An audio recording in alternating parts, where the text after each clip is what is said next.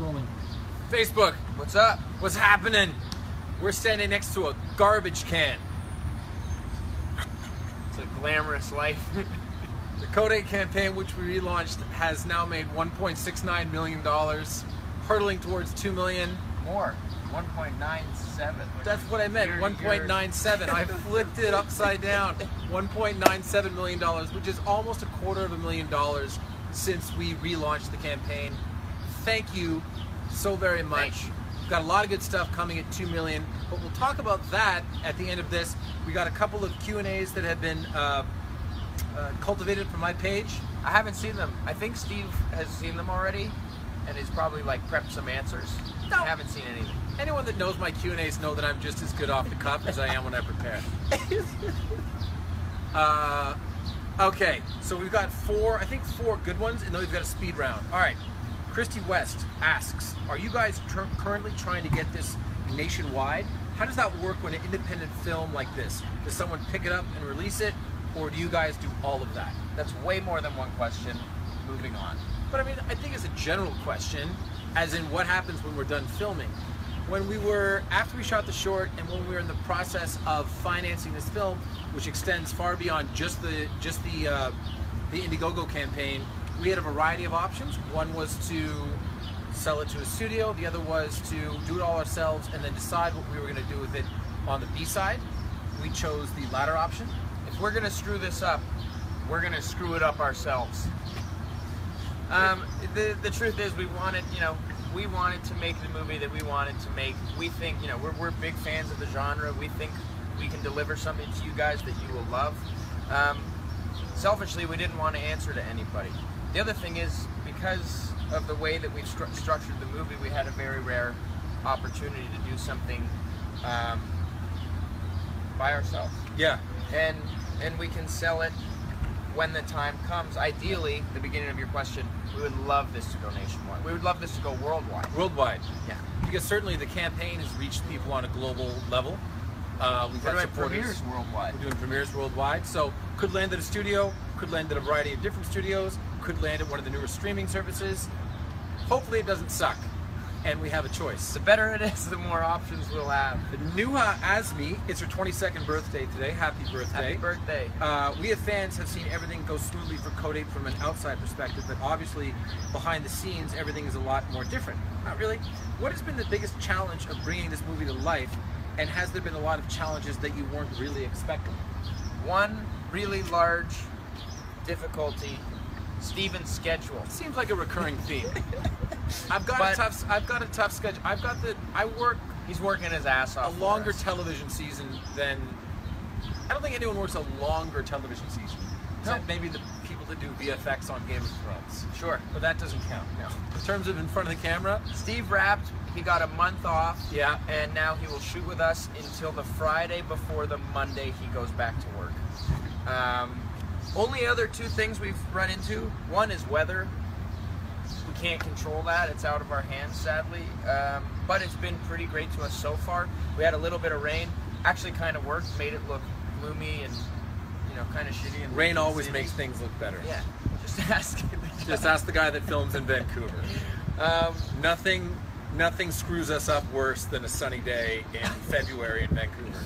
Other than that, it has been smooth sailing, which is amazing. It's been a really fun way to make a movie. Everybody that's on board, including the Transpo guys, if you're, are super excited about it. Yeah. Like, it's rare for, some of the guys that move the trucks and really do a ton of the stuff behind the scenes to be like, I watched the short film.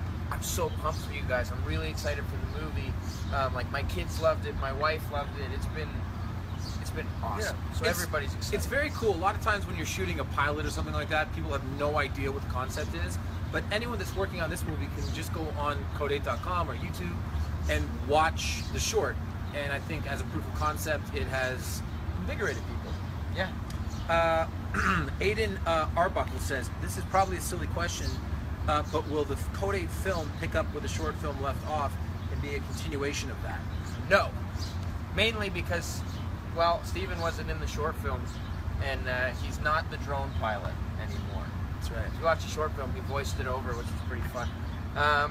But no, so the whole concept behind the short film was just to give you guys kind of a proof of concept and world builder. It takes place in the same world. It's Lincoln City. You know, 4% of the population is born with some kind of spoilers ability, and you get to see. I'm playing, you know, a similar or same character, but you get to see a different path. Stephen and I cross paths. You get to meet his character.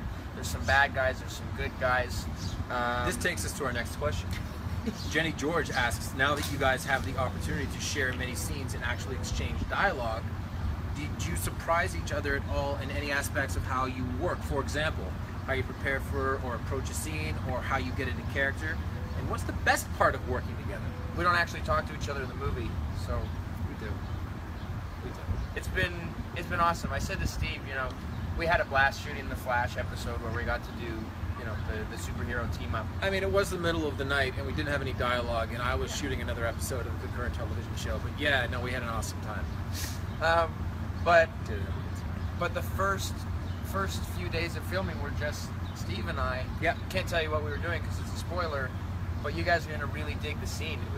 It was awesome, and we got to. It was cool. It was the beginning of our relationship in the movie, and we had never worked together, so it was really nice to kind of build from there.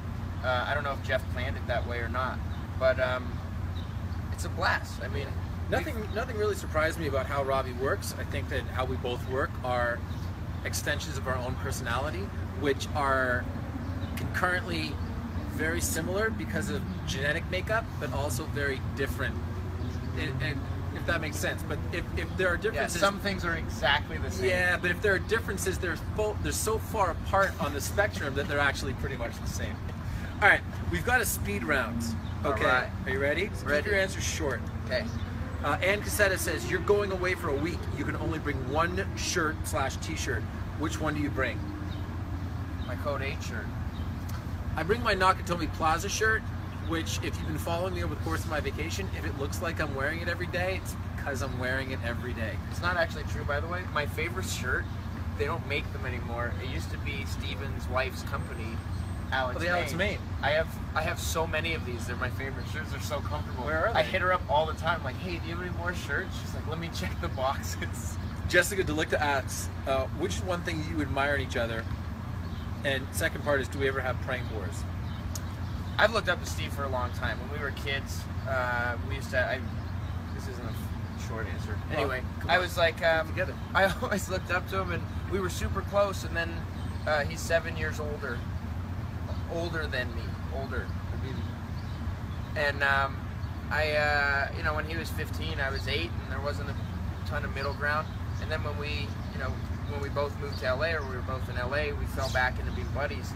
And I still admire a lot of the same things. Like I love what he does, not only on screen but off screen with his family and his wife and his daughter. And so I've just, all around, I've always looked up to Steve. Robbie was a big inspiration for me for when it came to actually getting into the business, because there was such a, artists can get pretty artisty, and Robbie had such a straightforward, methodical approach to how you break into acting, from how you approach an audition to getting an acting coach for auditions. That was always, I like that a lot. Crystal Talion says, if you could really have powers, what would they be and why? Teleporting. Traveling sucks. That's why you pick flying. Horse flying. Constantina Kazantzis says, Robbie. You know how scary it would be to actually be able to fly? Well, just saying. Robbie, what if you forgot how to do it? Do you like pizza as much as Italia does? Yeah. All right. Yeah. I can eat more of it, which helps. Sarah Ramsey says, Robbie, how does Stephen smell? Like garbage? Veronica Nunez says, did you ever get Robbie back for throwing water at you? Not yet. Angela Amon says, what is the most Canadian thing about each of you? Oof. I'd have to go with my two things. One, my predilection for denim, and two, when I pass people on boats, I still wave. Oh yeah, always, always. Yeah. Probably my love of hockey and my general politeness. Last one, David Capel Samuels wants to know, buddy of ours, wants to know who both of you are taking with your dollar picks in fantasy football. Well, we don't know where we're drafting yet. Davey's always looking for an edge because he's never won the league. Or we're both past champions. Yeah. Probably Antonio Brown. Who knows? All right. So, thank you guys. When we get to 2 million, we're gonna have a bunch of giveaways.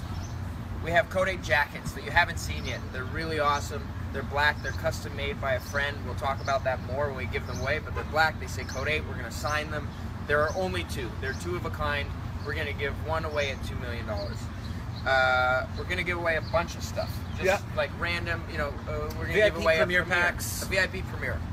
All you have to do is buy something in the campaign or have purchased something in the campaign in the past. If you have made a purchase, you are entered. On Thursday, when we launch the next postcard, we are announcing the first socks winner, hoodie winner, postcard winner, all around winner, and past campaign winner. Yeah. Look, there aren't a lot of television shows on TV right now that people like. It's not between October and May. So and Game of Thrones hasn't started yet. So just follow along with the campaign for your daily updates. Thank you guys so much. And, by the way, one of the scenes has already gotten bigger. One of our big set pieces with the $250,000 was already raised. Nobody tells me shit. Is that true? Yeah, slightly bigger. Awesome. Thank you, so guys. Thank you guys. We appreciate it, and we'll see you on Thursday. Yeah.